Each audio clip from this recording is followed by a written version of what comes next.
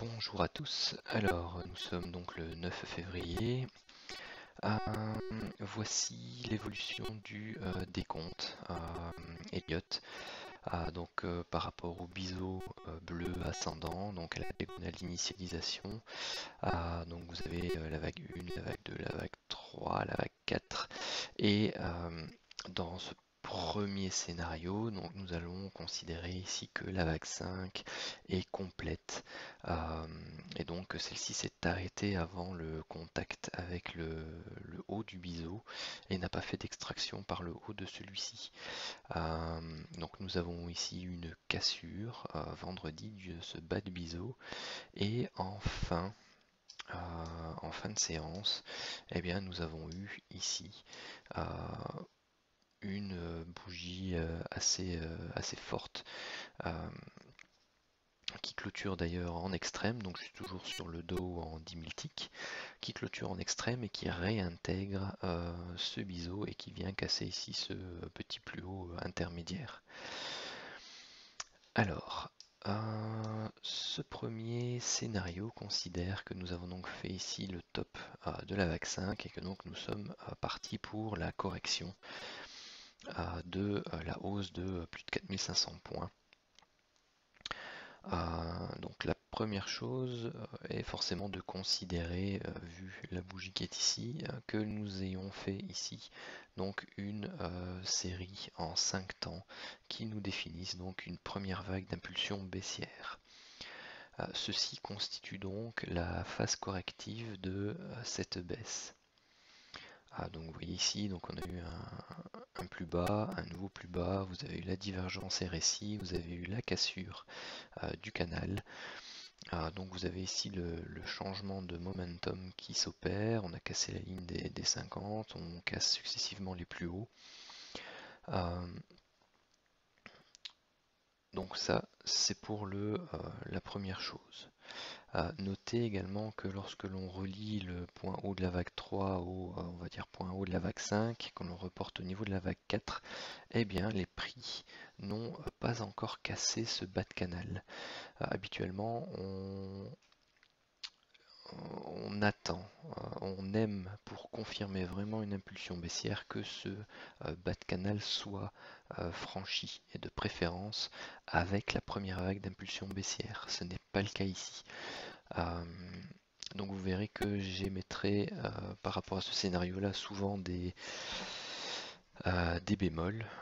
Pourquoi? Parce que je dirais qu'il n'est pas parfait. Cette baisse n'est pas parfaite au sens strict du terme. Elle valide les différentes obligations pour la construction d'une vague d'impulsion baissière, mais elle est loin d'être parfaite.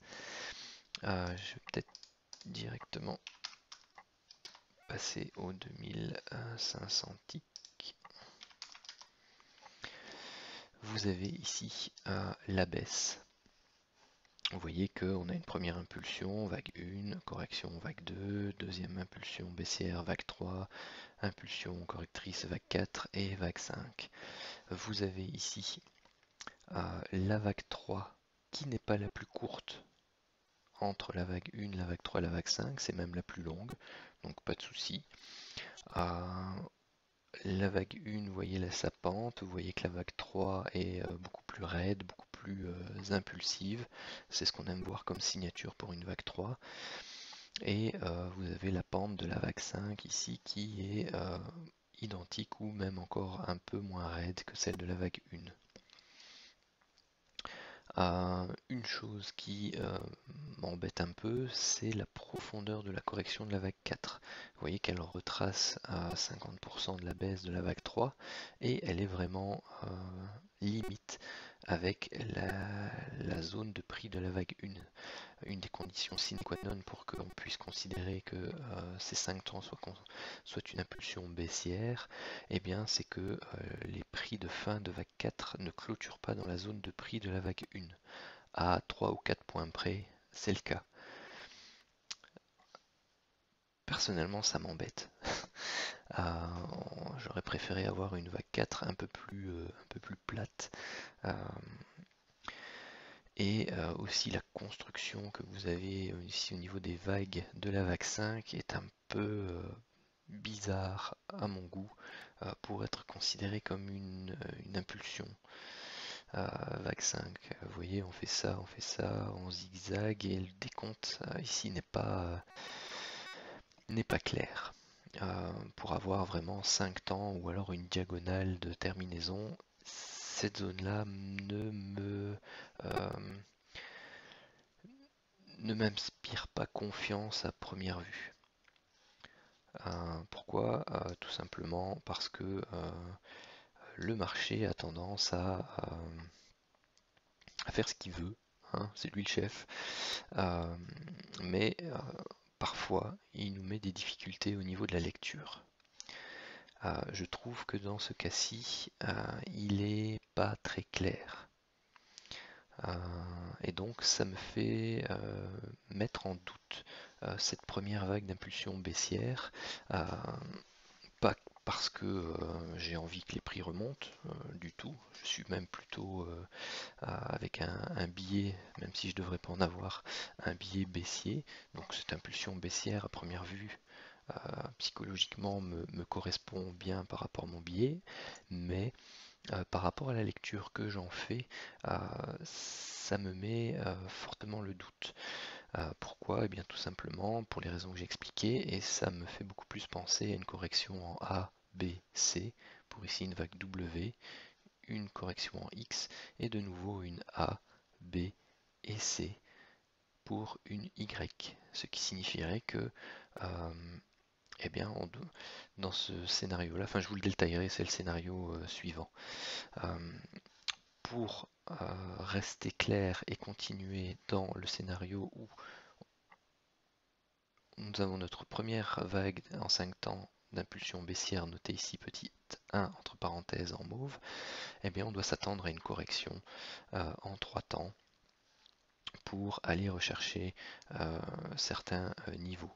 Donc ici nous avons une correction qui correspond au minimum requis au niveau d'une correction en 3 temps. Pourquoi? Eh bien tout simplement parce qu'on a une première hausse, une stabilisation, une correction et une deuxième hausse.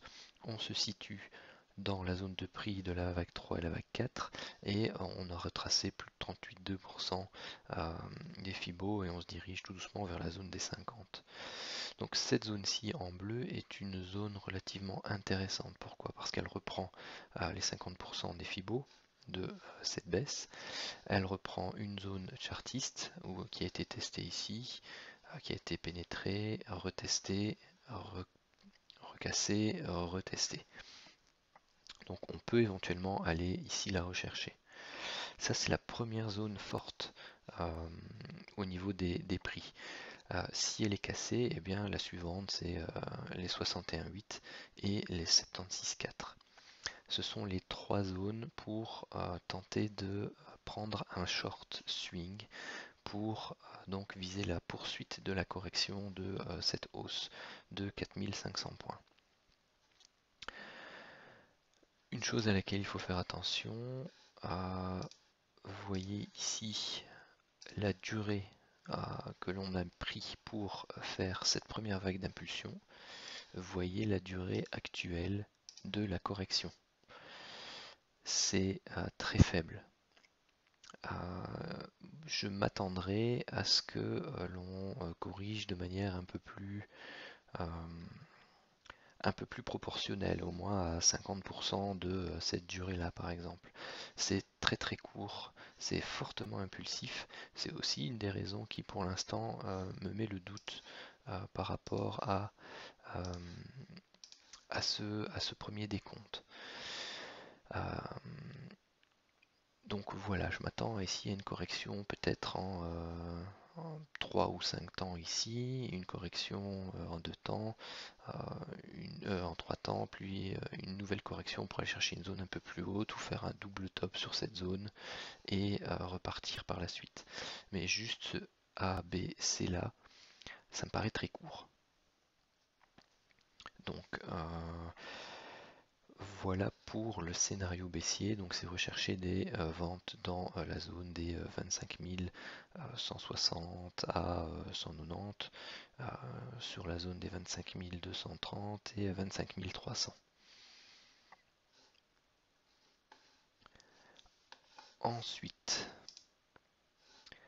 voici le deuxième scénario. Donc ça c'est le scénario de la poursuite de la hausse. Pourquoi? Donc vous avez toujours notre vague 1, 2, 3 et 4 bleus et nous serions toujours en train de construire notre vague 5 bleue. Pourquoi? Pourquoi est-ce que je considère ce scénario-là comme d'un égal par rapport au précédent? Donc pour moi c'est 50-50. Il faudra vraiment que les prix lundi nous confirment une structure qui va donner plus de probabilité soit à l'un soit à l'autre. Pour l'instant c'est 50-50. Pourquoi? Tout simplement parce que cette hausse ici peut être également interprétée comme une impulsion haussière en 5 temps. Vous avez le détail du décompte, donc au lieu d'avoir une vague A, une vague B et une vague C ici qui donne notre vague 5, eh bien nous avons une succession de 1 entre parenthèses, 2 entre parenthèses, une vague 1, une vague 2. Cette vague 3-ci serait une vague en extension. Pourquoi? Parce qu'on a 1, 2, 3, 4, 5, 6, 7, 8, 9 plus hauts consécutifs sans avoir de plus bas qui casse le plus bas précédent. Donc c'est typique d'une vague 3 en extension. Donc ici vous avez la vague 3, une correction pour la vague 4, une hausse pour la vague 5 qui donne donc notre vague 3 entre parenthèses, une correction ici pour la vague 4 entre parenthèses et la dernière hausse pour la vague 5 entre parenthèses qui nous donnerait donc notre A mauve entre parenthèses. Donc la première vague d'impulsion haussière de la vague 5 bleue. Vous avez ici le décompte que je vous ai donné tout à l'heure, donc un petit a, petit b, petit c pour une vague W, une correction en petit a, petit b, petit c pour la vague X, et un petit a, petit b, ici, petit c pour une vague Y, qui donnerait donc ici notre vague B de la vague 5 bleue. Remarquez comme cette correction vient rebondir pile poil sur la zone des 50% de retracement Fibonacci de la vague A. C'est typique d'une vague B. En plus, c'est une zone chartiste relativement intéressante. Donc vous aviez, oh, pardon, vous aviez ici cette zone-là comme étant une zone relativement intéressante pour prendre un rebond. Vous avez également la confirmation ici que j'expliquais tout à l'heure. Donc vous avez un avalement de la bougie 10 000 ticks par rapport à la précédente sur une divergence du RSI entre les deux points bas principaux. Et ici vous avez quand même une réintégration du biseau. Pour toutes ces raisons, et pour le fait que ce décompte-là me paraît plus clair et plus, oui, tout simplement plus clair, eh bien j'aurais quand même tendance à dire 51 pour celui-là et 49 pour le précédent. C'est-à-dire que ici, eh bien, si on ne vient pas recasser les plus bas formés vendredi, eh bien vous avez des probabilités non négligeables pour que nous sommes en train de travailler le début de la vague C violette et que l'on aille rechercher tout simplement des plus hauts par rapport au point A qui est là. Alors venir en contact par rapport à ce haut de canal rouge ici, en faire une extraction, travailler la zone du gap cash, non du gap CFD du 3 décembre qui est 20 550, 25 550, 25 800. Tout ça reste encore possible tant qu'on n'a pas cassé les plus bas de vendredi et tant qu'on n'a pas cassé aussi le bas de canal rouge pointillé. Pour moi, ça c'est une zone clé relativement importante pour valider le scénario baissier. Si on ne le fait pas, eh bien, il faudra attendre la prochaine vague haussière et le nouveau plus haut qui sera effectué pour prendre un short swing pour la correction de cette longue hausse depuis les 22 000 points. Donc voilà mes deux scénarios principaux que je vais surveiller attentivement.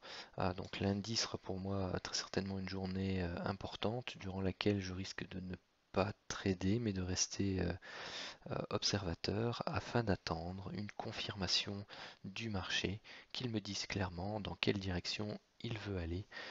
Et si c'est pas le cas lundi, eh bien j'attendrai mardi. Voilà pour la petite vidéo de mise à jour et les plans de début de semaine. Je vous remercie. Ceci n'est toujours bien entendu que mon analyse personnelle, ce n'est pas un conseil en investissement. Et si vous l'avez aimé, n'hésitez pas, partagez-la et laissez-moi vos commentaires ou vos questions si vous en avez. Merci.